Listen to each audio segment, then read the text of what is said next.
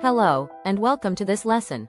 If you've been struggling with thinking in English and often find yourself translating from your native language, then you're in the right place.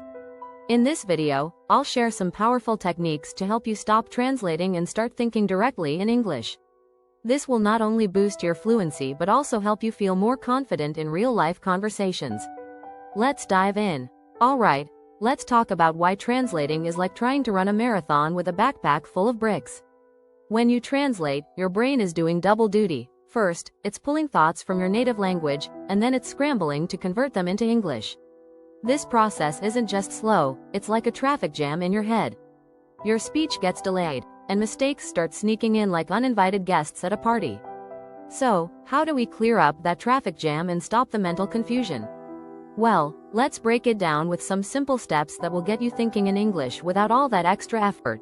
One of the best ways to start thinking in English is to immerse yourself in it, like you're diving into a pool of English. Whether it's listening to podcasts, watching movies, or reading books, make English a part of your daily life. The more you surround yourself with the language, the more your brain will start to live in English.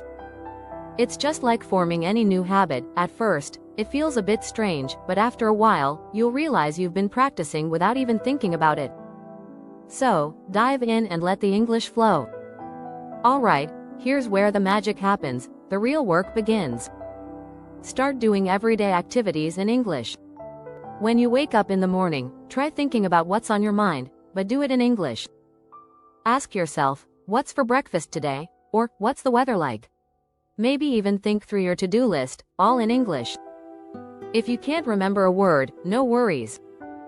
Just look it up or use a simpler one. The point is, little by little, you'll start making English your go-to language. It's like building a new habit, one thought at a time. When you come across new words or phrases, try to link them with images, sounds, or even feelings. This is what we call visual thinking. For example, when you learn the word mountain, don't just picture the word itself. Imagine a mountain you've actually seen or look at a photo of one. The more you connect words with sensory experiences, the more your brain will form stronger, lasting connections to English. It's like making a mental scrapbook of words that's packed with images, sounds, and emotions. Pretty soon, English will start to feel a lot more natural. One of the biggest hurdles in thinking in English is the fear of making mistakes. But guess what? Mistakes are not the enemy. They're part of the learning journey. Think of them as your English training wheels. So, go ahead and speak in English as much as you can, even if you mess up. The more you practice, the easier it'll get, and soon, English will start to flow more naturally. Don't worry about being perfect. Remember, the goal is communication, not flawless grammar. So, make those mistakes, laugh it off, and keep going. Also, remember, Rome wasn't built in a day. Take it one step at a time. Start with short sentences or simple thoughts, and as you get more comfortable, you can level up to more complex ones. The secret sauce? Consistency and practice. It's like working out. Small, steady progress adds up over time, and before you know it, you'll be speaking and thinking in English like a pro. So, to sum it up, start small, stay consistent, and don't be afraid to make a few mistakes along the way.